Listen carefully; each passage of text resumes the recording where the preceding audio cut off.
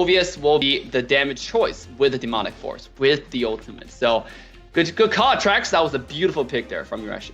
You know they were definitely thinking about that though. For the entire day.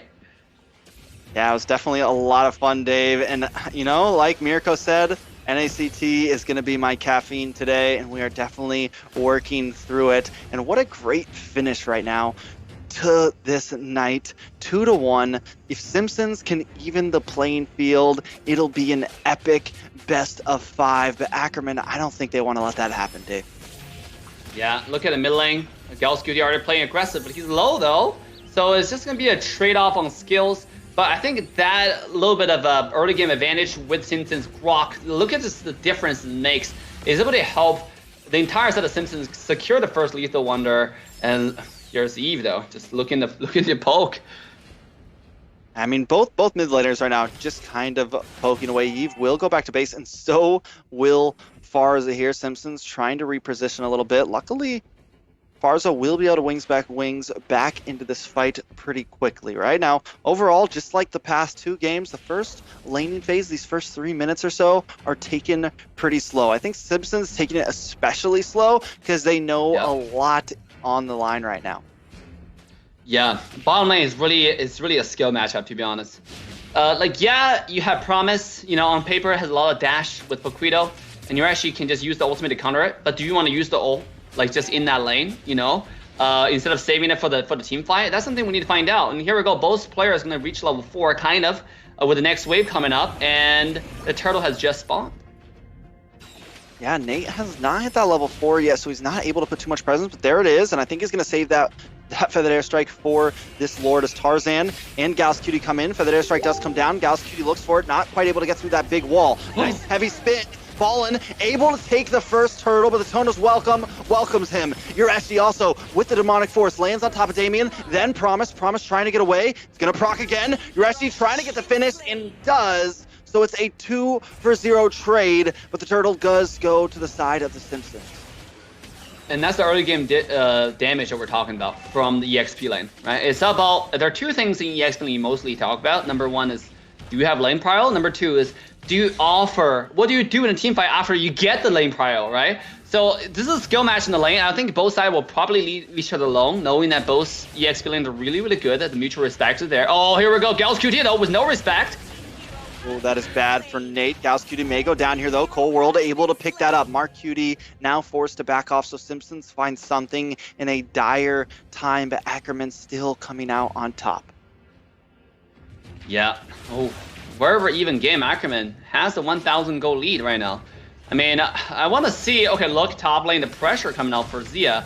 Damien. Oh, nice. So Zia taking a lot of damage. Cole World trying to find it. Is he going to go into the tower? He doesn't bring in the dash. He doesn't want to over push it. I like the patience, but at the same time, sometimes you got to risk it, Dave. You want to risk it for the biscuit, and that's what just what happened, right? You didn't risk it for the biscuit. There's no biscuit. That's basically what it is. And also, it shows one thing about Team Simpsons: the communication was just not there, right? I mean, the team wanted to communicate, but you can see the differences there. When Grok went in, Aerithel wasn't able to follow up at that exact second, and that's posed a problem. Look at the bottom lane though. Phoveus already cut the lane from Urashi. That means we're gonna have a little bit of lane prowl here from Urashi again into the next potential fight in 10 seconds at a turtle.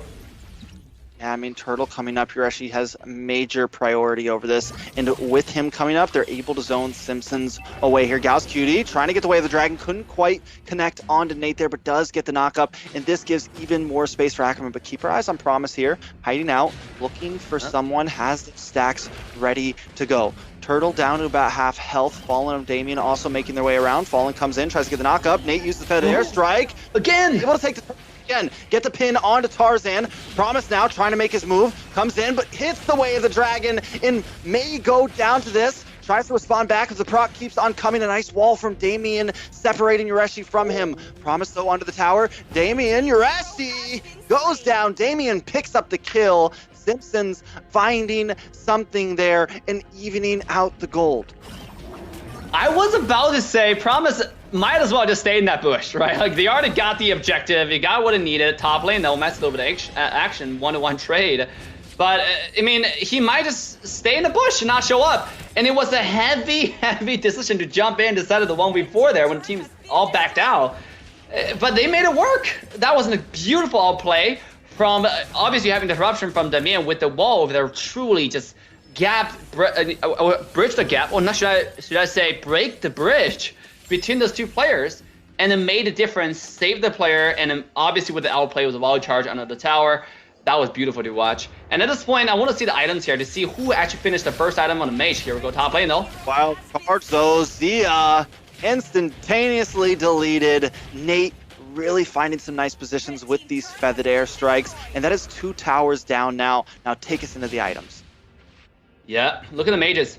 Both mages are probably even, right? 600 gold difference is not that much. Finish the first item. It's mainly the item difference that matters, right? The marksman side, though, look at the Iris, though, right? You have Windtalker, you have Berserker Fury, compared to one single item from Claude. And that's why Claude just now just got bursted by the Farsa, by the team, by the entire side of the Simpsons.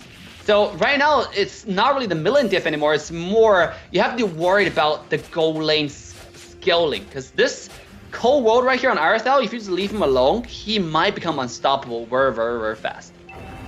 Yeah, I mean, it's especially with 2 kills already on the board, right? And now he's able to rotate into these team fights more. We see him in the bot lane bullying onto Yureshi right now. This is going to give Fallen prioritization over this turtle. World. Yureshi does get kicked. Stuck under this, but he may be able to get away. Pops the sprint, continue to do more damage. Damien shows up just in time. Mark Cutie goes down. Cold World. Double. Can he get a triple? Cold World wants more. The wall comes out, but he's not able to connect. Zia does show up with the blazing duet, and Cold World goes down, but still a very clean trade for the side of Simpsons as long as Damien can get away from this. Nate shows up just in time. While all this is happening, the rest of the Simpsons, Promise and Fallen, pick up another tower in the top side. Wow. Do we see the swing in this game? When you take a look at gold, it's a roller coaster, right? For the gold, right? Look at that. Going back to the red. That's basically Bitcoin, you know, when Bitcoin wanted to be right now. You know, it's a little bit too much, right? It's back and forth. The bottom lane outplay from the marksman, from the Cold World is insane. But look at the mid lane here, Trax. Yeah, Nate almost gets caught up, but a wasted Daytona's welcome. Gauss Cutie does find Promise, though. Promise may be bulky enough to get away from this, though. The rest of the team does not want to commit to it. So Ackerman disengages. Ackerman forced to kind of slow their tempo in this game. And with the way they've been playing the past games, I'm wondering how they play on the back foot like this at only 8 minutes in. Yeah, but you see, like, when Ackerman play from the back foot, they have the Claude, right, with the Blazing Duet. Because Korra has not finished the Wind of Nature yet. I mean, at least with it, if we didn't see it from the last item draft that we saw. I mean, I hope he got the item, because if he doesn't, you bet Zia is going to find the opportunity to go to the back line and just swing through, right, with the Blazing Duet, just kill everybody. And last time he find the shutdown. If you look at the goal right now, I mean, between Zia and Cold World, I think there's not going to be that much of a gap anymore compared to the last time we saw it. Most definitely, yeah. I mean, Zia definitely still has some opportunities here, especially Zia's going up against a much bulkier lineup than Cold World was last game. Yeah. So the DHS is going to come in a lot more clutch, I feel like. Even if Zia doesn't go for Cold World, top lane, no. Go Fallen up in the top side, though. Zia is in a bad spot. Lord is getting worked on. Mark finds that kill onto Cold World. Damien, though, it's okay. We got to try to take this Lord here, but Yureshi and Tarzan don't want to let that happen. The rest of Ackerman are closing their jaws as Promise tries to keep Mark Cutie away. We have Nate dropping down that feathered airstrike. Lord is getting lower. Yureshi does move on to Nate, pops him on a force, but the Lord goes to Fallen once again. He lost the Rechi's last game, but he's here now, and while this is happening, Promise finds Mark Cutie. Now, Fallen trying to get out of this, caught in between 3 members, but he is a bulky boy and should be able to walk away safely. A nice response from the Simpsons there, taking an even in deaths and also finding the Lord. But wait a second, Promise walks right into Gauss. Cutie gets caught by the way of the dragon, but still able to get away with a sliver of health. And Lord coming soon. Oh my God! When your teammate make the mistake, you look to Damian and Fallen, right? What a beautiful combo there. Wait until Lord get a certain amount of HP. They're like, okay, this is the time when we can use our combo, 1 on the pin and 1 on the wall charge. and they pulled it off flawlessly, right? This is textbook. There's just one bow combo chain CC there, right? To make sure that Tarzan doesn't find the opportunity. He will CC from beginning to end when you have the window to really retry, to execute on the Lord. And that's just so beautiful to watch from the entire set of Simpsons. But obviously, Cold War really have to step it up with the positioning, knowing you have the entire enemy team, positioned towards you. The little bit out of position might just get a team punished.